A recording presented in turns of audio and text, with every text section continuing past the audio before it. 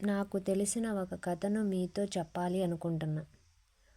ఒక ధనవంతుడు ఎంత ధనవంతుడంటే ఆ ఊరికే కాదు, చుట్టుపక్కల రాజ్యాలలోనే అతిపెద్ద ధనవంతుడు.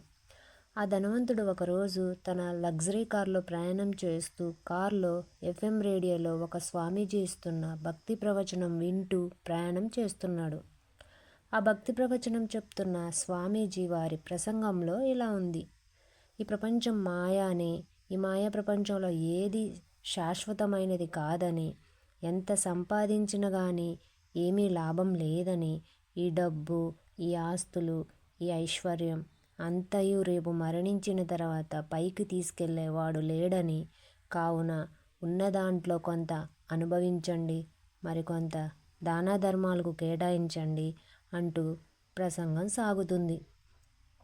ఇదంతా కారులో ప్రయాణిస్తున్న ఆ ధనికుడికి ఒక ఆలోచన వచ్చింది.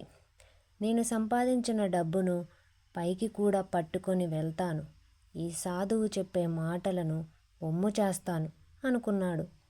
తన ఫ్యాక్టరీలో పనిచేసే 10,000 మందిని ఒకరోజు సమావేశపరిచి ఇలా చెప్పాడు: ఈ డబ్బునంతా పైకి తీసుకునే పోయే మార్గం చెప్పిన వారికి 1,00,00,000 రూపాయలు రివార్డుగా ప్రకటించాడంట.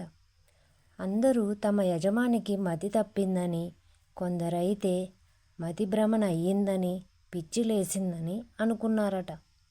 ఆ ధనికుడు టీవీలో పేపర్లో ప్రకటన కూడా ఇచ్చినా ఏమీ ప్రయోజనం కలగలేదట.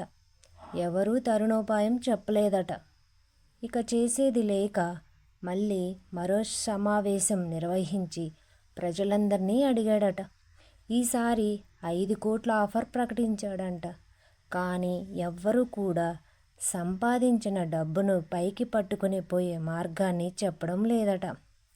ఒకరోజు ఒక గుర్తు తెలియని వ్యక్తి వచ్చి ధనికుడితో అలా తీసుకెళ్లే మార్గం చెప్తాను అన్నాడట.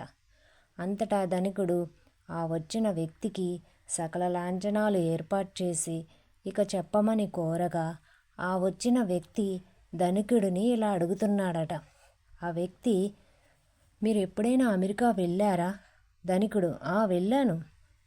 ఆ వ్యక్తి: మరి ఆ దేశంలో డబ్బుతో ఏమైనా కొన్నారా? అక్కడ మన ధనం చల్లదుగా, మన రూపాయలను అక్కడ వెళ్ళాక ముందే డాలర్లోకి మార్చుకొని వెళ్ళాలిగా అని చెప్తాడు.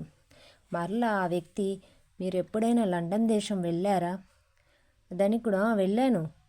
మరి అక్కడ మీ డబ్బు పనిచేసిందా? ధనికుడు: అయ్యా, ఎక్కడా నా డబ్బు పనిచేయదు, మళ్ళీ మళ్ళీ అదే అడుగుతున్నారు. నేను లండన్ వెళ్ళే ముందు వీటిని పౌండ్స్లోకి మార్చుకొని వెళ్ళాలని చెప్తాడు ధనికుడు. మళ్ళీ ఆ వ్యక్తి: మీరు ఎప్పుడైనా దుబాయ్ వెళ్ళారా? వెళ్ళాను. మరి అక్కడ మీ డబ్బు పనిచేసిందా? మళ్ళీ ధనికుడు: ఎన్నిసార్లు చెప్పాలరా, ఎక్కడికి వెళ్ళినా అక్కడ ఏ కరెన్సీ ఉంటుందో మన డబ్బులు అక్కడ ఆ కరెన్సీలోకి మార్చుకోవాలే తప్ప ఈ డబ్బు దేనికి ఉపయోగపడదు అని కోపంగా బదులిచ్చాడు. ఆ వ్యక్తి: స్వర్గం కరెన్సీ కూడా వేరే ఉంటుంది, అక్కడ నీ డబ్బు ఏం పనిచేయదు. స్వర్గలోక కరెన్సీ పేరే పుణ్యం.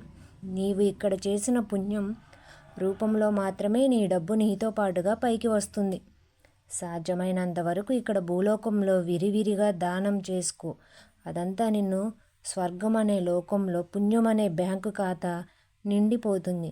పుణ్యం సంపాదించు అని చెప్పి మాయమవుతాడు. అప్పటికి ధనికుడికి తాను ఎంత మూర్ఖంగా ప్రవర్తించానో అని తెలిసి వచ్చింది. ఇక అప్పటి నుండి పుణ్యకార్యాలు ధర్మకార్యాలు చేస్తూ స్వర్గంలో ధనాన్ని పుణ్యరూపంలో పంపించసాగాడు. ధర్మో రక్షతి రక్షితః.